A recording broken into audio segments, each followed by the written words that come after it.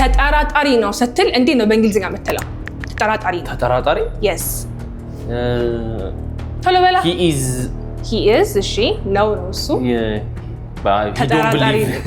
he don't believe don't አትልም doesn't ነው የምትለብለ he doesn't believe እሺ እሱ አያምንም ነው። ተጠራጣሪ ስትል ግን you say skeptical እስኪ በላይ skeptical he is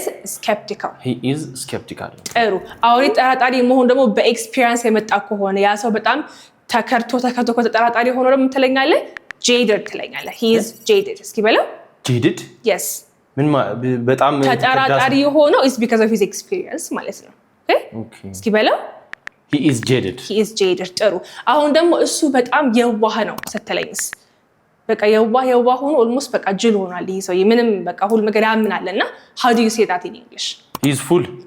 is full እሺ ሌላ ቃል አለ ይሄ ምን ይባላል naive እስኪ በለው naive he is very naive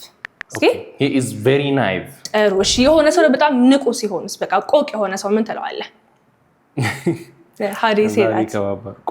ቆቅ ሳይሆን ያው በቃ እኛ በኢትዮጵያ ቆቅ እንላለን አይደል ግን በቃ በጣም ንቁ የሆነ ሰው ማለት ነው okay he's very active she's very active እሺ do you know the word cautious yes conscious በሚል ነው ግን conscious በሚለው በቃ ይሄ ሰው በጣም በቃ አክቲቭ የሆነ ንቁ የሆነ ሰው cautious ትለዋለህ ማለት ነው እስኪ እሷ ንቁ ናት በለኝ እስኪ she is cautious ጥሩ እስኪ አሁን ደግሞ one more question for you እሺ በራሱ ማይተማመን ሰው ምን ይባላል በእንግሊዘኛ የሚተማመነው confident ነው አይደለ የማይተማመነውስ